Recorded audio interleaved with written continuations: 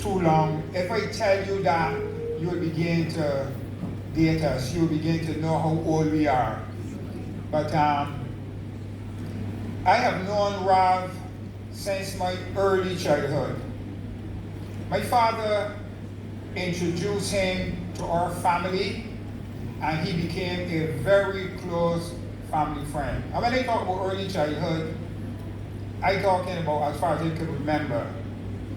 He became such a close friend to the family that he made several financial contributions to my family's upkeep. He was my first Sunday school teacher. He was my first Sunday school superintendent. And over the years, he continued to play many significant roles and made significant contributions in my life. We spent countless hours together, fishing, working, socializing, and you would have heard Brother George talk about how much Rav loved the sea. We shared many experiences, including some challenging ones on the ocean. But Rav always brought a sense of confidence and competence to every situation. And sometimes he physically supported me, helping me to navigate through difficult times. Through thick and thin, our relationship always held strong. So please permit me to share some of our experiences with you. As a man of the ocean, I think it would be useful to talk about some of the things that we went through on the ocean together. So I often went fishing with Rav as a young man. At that time, he had a 14-foot Moses without an engine, just 2 oars. On one occasion, the wind was so strong that I could not manage my oar to make any progress. I was scared. I thought we would go adrift. I thought we would find us in St. Lucia or somewhere. The wind was just blowing us around. Rav looked at me and told me, don't worry. He put me to sit in the back of the Moses and took both of those oars. And while I sat there with tears in my eyes, Rav took both of those oars. You know, normally you have one pulling and one pushing. Rav took both of those oars in that high wind and brought us back safely from the fishing ground. And then in 1986 we purchased, because at that time we had the 14-foot Moses. And then we grew from the Moses with 2 oars to the Moses with engines. And we developed across the ocean. In 1986, we purchased a 38-foot cabin cruiser, which we used to enhance our recreational cruising and fishing. So, from time to time, from that time, Rav became known as Capitan. So we made several trips across the ocean visiting various islands. On one trip,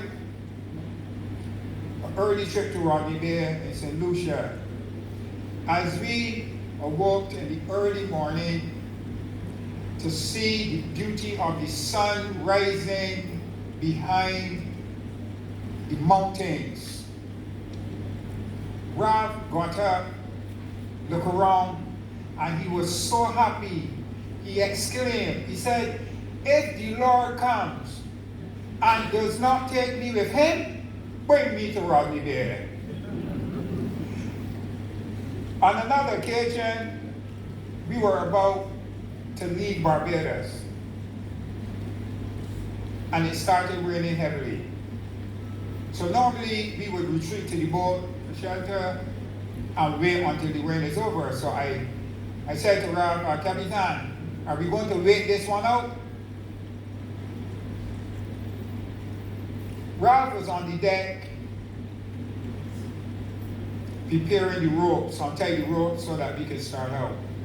And this is about 10:30, 11 o'clock at night. You're going to be heading to St. Lucia.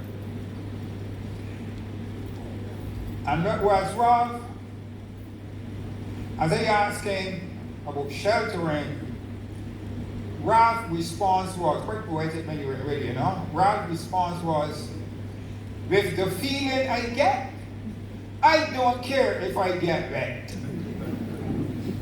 So with that, we set out across the ocean. Now we became avid sports fishermen. We visited several islands, Caracou, Grenada, St. Vincent, St. Lucia, where we participated in and won several international fishing tournaments under his captaincy. One year in the St. Lucia International Fishing Tournament, we caught a marlin that was too big for us to get into the boat. And this time we have the 38-foot boat, we don't have the Moses. Ralph was the only person who knew how to manage that situation. He left steering the boat, got a rope, tail tied the marlin, and tow it back into Rodney Bay Marina for us to win the tournament. And the gentleman that just walked in, Colin, he would be on that trip. A subsequent tournament provided us with a rare opportunity, a very unique opportunity. We were in St. Lucia, somewhere between the Capitan and St. Vincent, and one of the lines went tight. One of the anglers thought it was a marlin, so he thought it was a dolphin, a mahi-mahi, so he said it's a dolphin. We brought the fish to the boat. Ralph, being also the most competent and experienced gaff man, was summoned to gaff the fish. Ralph came down, left steer the boat, got the gaff. You had to climb over the cockpit rail. So he had to climb down about 4 to 5 feet onto the swim platform to get at the level where he can gaff the fish. When the fish got to the boat, we realized it was not a dolphin, it was a marlin. And the marlin was still quite fresh. So as Ralph attempted to gaff the marlin charged Ralph. And his beak missed Ralph as its neck hit onto the swim platform. So Ralph came back into the boat. We reeled the marlin in again. I'm telling you this because it's a rare opportunity to see Ralph in the situation. We reeled the marlin in again. And as the marlin approached, we said, Capitan, go for him again. Capitan got the gaff and went down. When the marlin saw Ralph coming, it charged again with even greater intensity. And when it charged at Ralph, Ralph went from a fixed position right up in the air into the cockpit. Just bang! So Ralph said, I am not going back down there with that fish again. And that is the only time that I have ever known Ralph to back down from a situation. So, I want to share one or two more experiences with you. On the trip from Grenada, we faced some treacherous storm conditions. And this was during the night. It made navigation extremely difficult. We were all scared. Pitch black, bad conditions. However, Ralph calmed everyone. And they had some overseas guests with me too, who were wondering if they can get back to the States to see the family. Ralph calmed everyone, gave us the reassurance that everything would be okay. Several boats had left Grenada the evening to come to Barbados. Ralph was the only captain who brought his boat back to Barbados. All the others, including great captains like the ones that Carl Williams had, all those guys had to divert to other islands in the Grenadines. Ralph brought us home safely. Now Ralph was not only a skilled carpenter, avid fisherman, and a good captain and navigator. He also had a remarkable character, and he impacted those around him. Now, he injected durability in all his building projects. Whether it was a physical structure that Ralph was building, or he was helping someone to improve their skill or build character, he built durability into everything. So his work has endured through the years. The things he created have withstood the test of time, and they are still standing strong. The influence Ralph had on the lives of many served as a testament to his unselfish nature. When he made a commitment, it was unwavering. He gave true meaning to his motto and to the term, build to last. There's one other thing I'd like to share with you. I think I missed that. There were times when weather conditions would challenge us. And I would say to Ralph, Capitan, do you think we should really try to get to Barbados in these weather conditions? He wouldn't answer me. He would just go on the bow of the boat, extend his right hand, and say, hooray, her!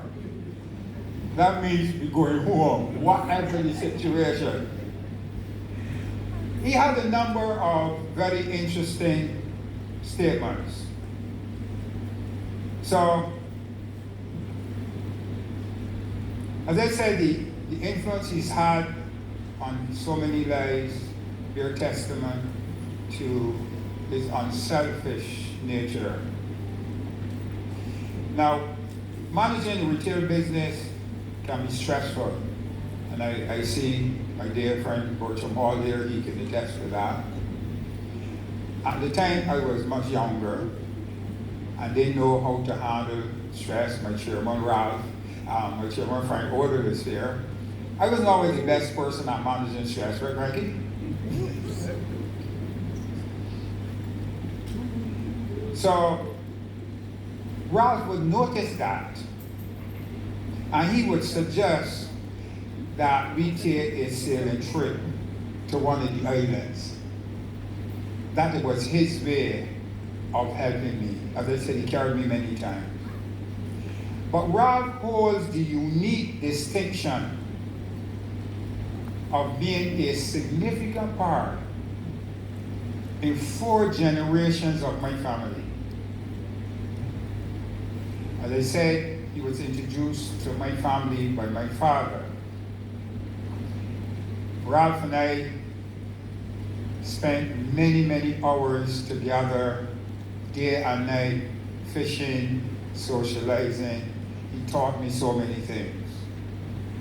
And then, my son Marty, could you stand with MJ? And then, he took over my son Marty in his period of recovery. Thank you, Marty. He took over my son Marty and taught him skills, fishing, and so on. And then in the more recent times, he took my grandson, MJ, and taught him fishing techniques, including how to throw a fishing net. The only thing about that is that I'm a little jealous because he never taught me that. So my grandson has skills that I do not have. So, Ralph has been my brother, my friend, my teacher, my advisor, my business companion, and my greatest source of inspiration and encouragement.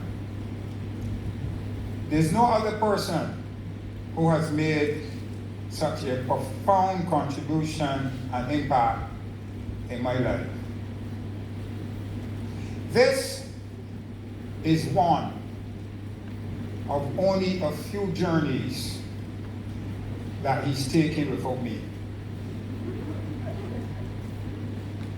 And so I say,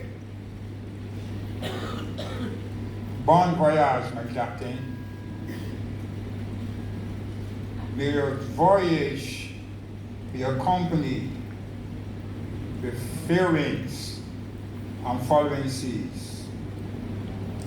I often refer to him as the wind beneath my wings. So to you, my dear Captain, may you rest in peace and rise in glory. Thank you.